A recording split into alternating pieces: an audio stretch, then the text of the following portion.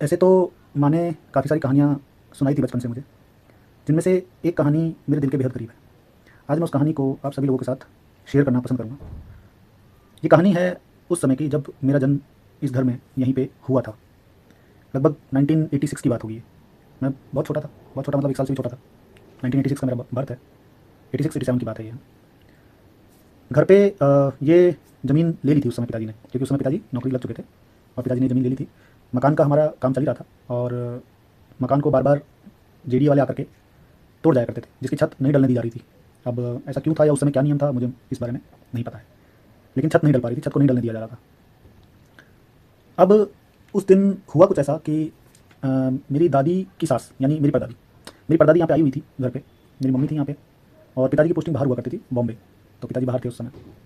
तो बहुत तेज़ बादल कड़क रहे थे, बिजली चमक रही थी और मेरी माँ को ये डर था उस समय कि कहीं बारिश ना हो जाए। अगर बारिश हो गई तो सर छुपाने के लिए छत नहीं थी, क्योंकि जेडी वाले बार-बार आके तोड़ जाते थे, बनने नहीं दे रहे थे घर को।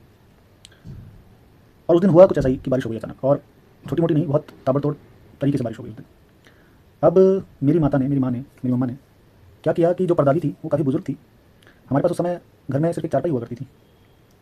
तो माँ ने परदादी को तो चारपाई के नीचे छुपा दिया बारिश से बचने के लिए। और मैं क्योंकि छोटा था, मैं गोद में रहने वाला था, 1 साल से भी छोटा था मैं।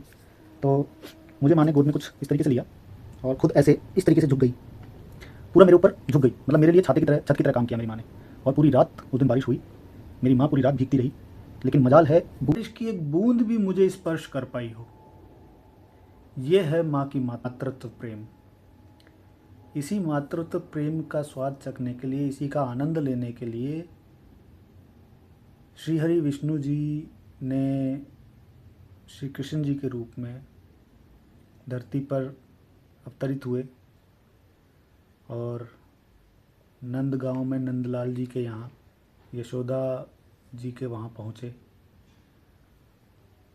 और माँ की ममता के उस निश्चल प्रेम का आनंद लिया।